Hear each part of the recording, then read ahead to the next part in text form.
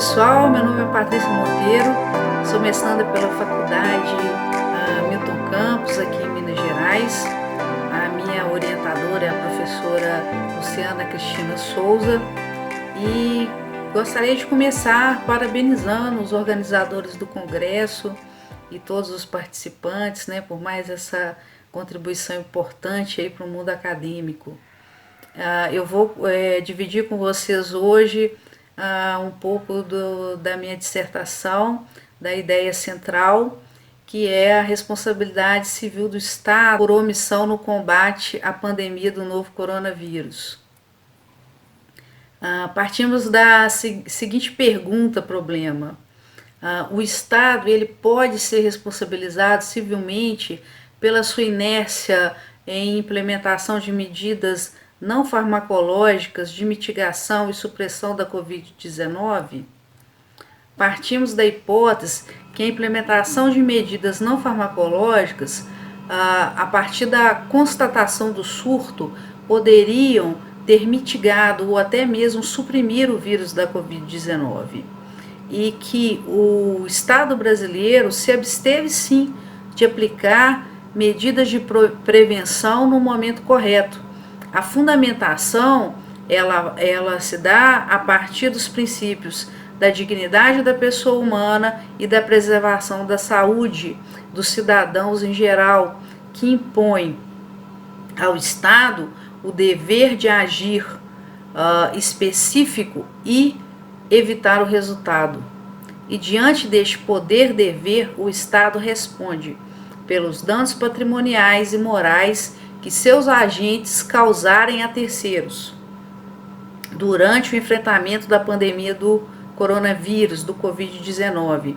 Trata-se de uma omissão específica, ou seja, a inércia administrativa foi a causa direta e imediata do agravamento do evento.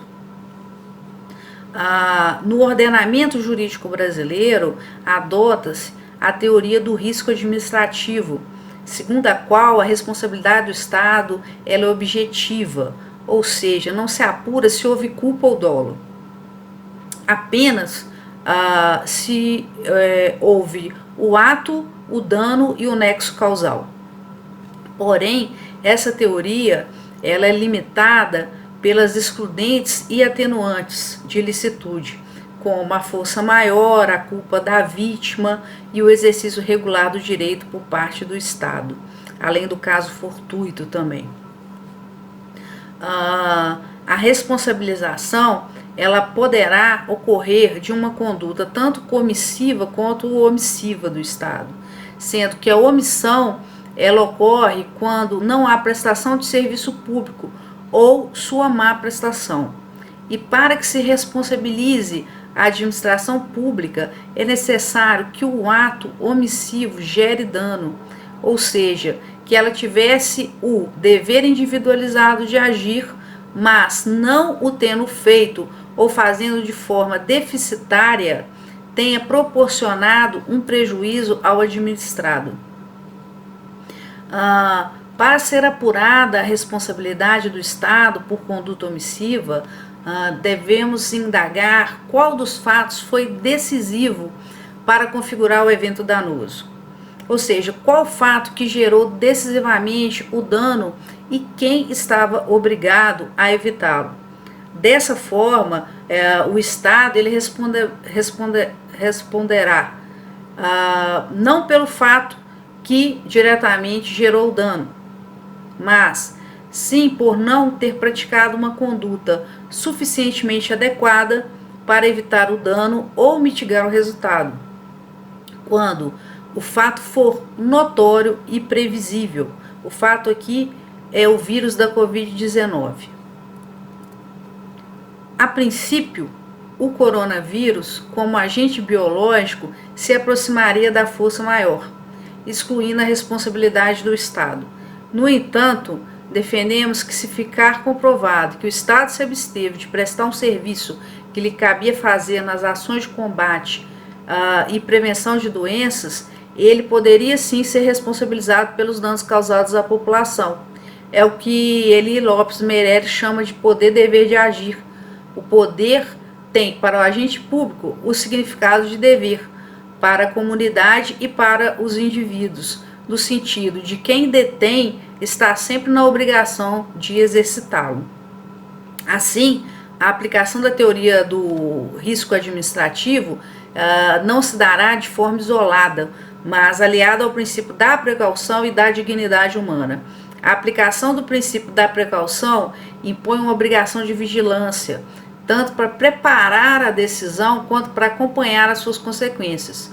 E, sobretudo, ela promove a responsabilidade política em seu grau mais elevado, uma vez que obriga a avaliação competente dos impactos econômicos e sociais decorrentes da decisão de agir ou se abster. Enquanto o princípio fundamental da dignidade humana impõe ao Estado o dever de agir em função de todas as pessoas e não essas em função do Estado, como historicamente tem se evidenciado, ou seja, a transferência da responsabilidade pelo controle das epidemias para a população. E para comprovar o nexo causal existente entre o dano causado, perda de vidas humanas e a omissão do Estado, ou seja, a inércia na adoção de medidas não farmacológicas, utilizaremos os estudos liderado pelo físico Giovanni Vasconcelos, do Departamento de Física da Universidade Federal do Paraná, intitulado Combate ao Coronavírus, a janela de oportunidade para intervenções não farmacológicas é estreita. Ou seja, esses pesquisadores, inspirados em um modelo matemático conhecido como fórmula de Richards, concluíram que quanto mais tardiamente uma intervenção for adotada, tanto menor será seu impacto ao final da epidemia. E essa perda de eficiência pode representar ao final um alto custo em comparação ao número de vidas que poderiam ter sido salvas caso elas tivessem sido adotadas mais cedo. Em entrevista concedida à BBC News, o físico Giovanni Vasconcelos ele faz o seguinte alerta: o que os dados mostram é que a inércia, a estratégia de não fazer nada ou fazer o mínimo, esperar o vírus passar, tem um custo humano muito alto. Intervenções não farmacológicas contribuem para controlar a escalada de mortes. E eles descobriram que um fator é fundamental, o tempo. Isto é, a eficácia depende do momento em que as ações foram adotadas. Países que demoraram para intervir agora estão precisando correr atrás do prejuízo. Países que adotaram medidas drásticas logo no início estão tendo melhores resultados. Intervenções não farmacológicas são diretrizes possíveis sem vacina e sem medicamento cientificamente comprovado para o tratamento da Covid-19.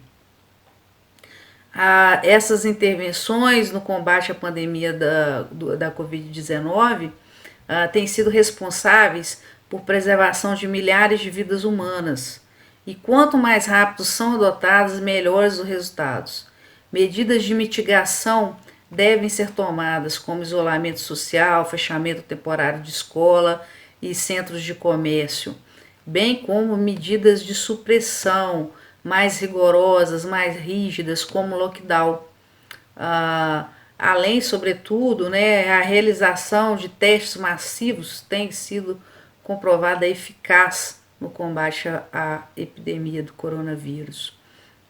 Se ficar comprovada, então, a inércia do Estado brasileiro em implementar tais medidas, ele deverá ser responsabilizado, sim, civilmente. A força maior não afeta, nesse caso, a responsabilidade do Estado, pois ocorre omissão específica, ou seja, o poder público devia ter agido para impedir o evento danoso e não o fez.